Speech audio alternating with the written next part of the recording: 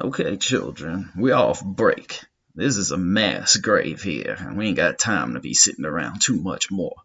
Part 3 of Mr. Nickel. Mr. Nickel put up a dirty hand to make shift a punching bag. "Let me see what you got," said the wretched vagrant. Jeremy took a moment to get what Nickel was asking, but eventually he threw a limp-wristed punch into his hands. "It take more time than I have to show you anything. Gonna have to rely on fighting dirty, kicking in the balls, dog shit in the eyes, scratching someone with bleach on your fingernails. That type of shit," said the bum. "I don't know," Jeremy said. "If you want, I can give you a knife. That may even it all out," said Mr. Nickel. "I have to get to school," Jeremy said, changing the subject. Mr. Nickel nodded. "That's how you do it. You go to school, get yourself enough money, then you hire a badass motherfucker like me to watch your back. Go learn yourself something," said the dirty vagrant. Jeremy nodded. Nickel definitely thought that Jeremy had lost interest in him. It was probably for the best in the long run, but this was not the last he had seen of the skinny teen. Mr. Nickel retreated to his lair, content on toiling the days away to turn his ruins into a home. The wretch used a strength unfathomable to push one of the downed train cars up to the weakened wall. He stoked a fire and placed the mockery in it, though it didn't quite burn well for whatever reason. He heard a boom, but realized that it wasn't from him tidying up. It was from up top. The vagrant shook his head. Had it happened already? Was he causing the storms again?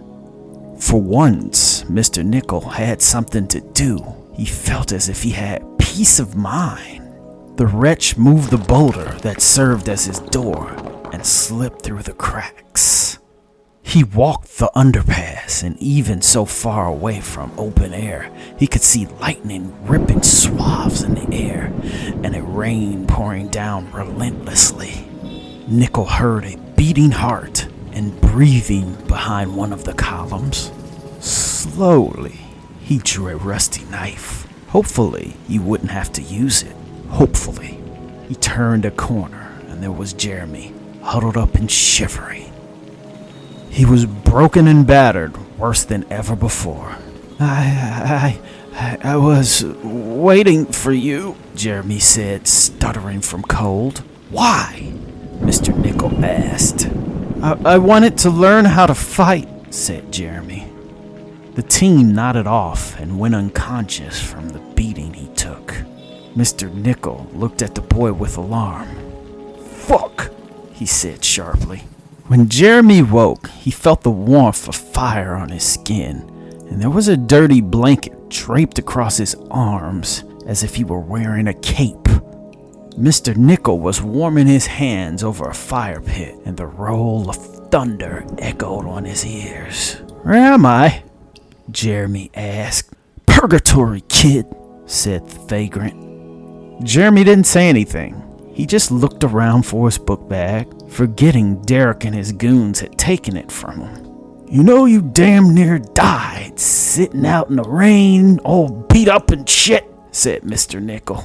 "I got beat up in front of everyone. They beat me up in the lunchroom because you protected me," said Jeremy. "So all this was my fault too," the vagrant whispered to himself. "No, it's not your fault. I should have listened to you. I should have stood up for myself," Jeremy said quietly.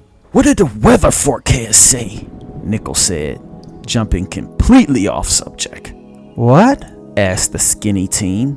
"The weather. Do you watch the news? Did they say it was gonna rain today?" the homeless wretch asked. "What does it matter?" "It only matters because I asked. Do you know or do you not?" Nickel said in a tone that made the boy cower. I don't know, I'm sorry," said Jeremy. "Why'd you come looking for me anyways? You should have stayed your ass at school. Haven't I been telling you that shit?" said Mr. Nickel.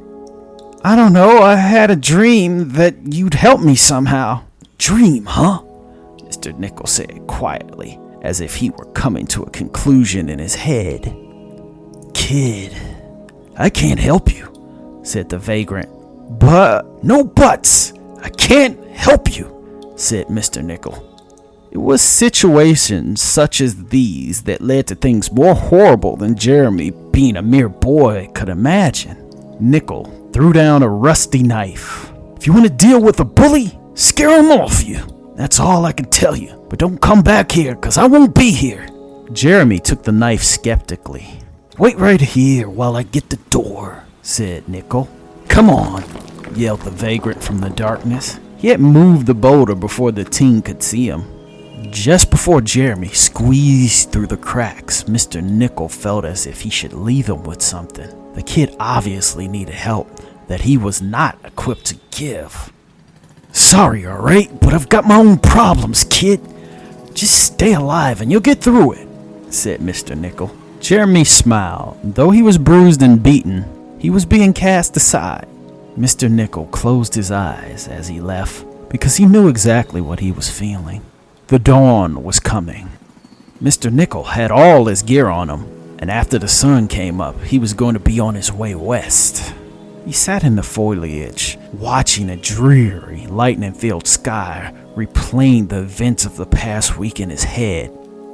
Something about the kid bothered him, though he couldn't put his finger on it. Even though the sun was drowned out by overcast, he couldn't even enjoy the sunrise with his thoughts swimming through his mind. It drizzled lightly, but Nickel's face was well weathered from the elements. If only he had more time. He liked this place. If he had more time, he could have made it a home. But maybe he was never meant to have the things he wanted.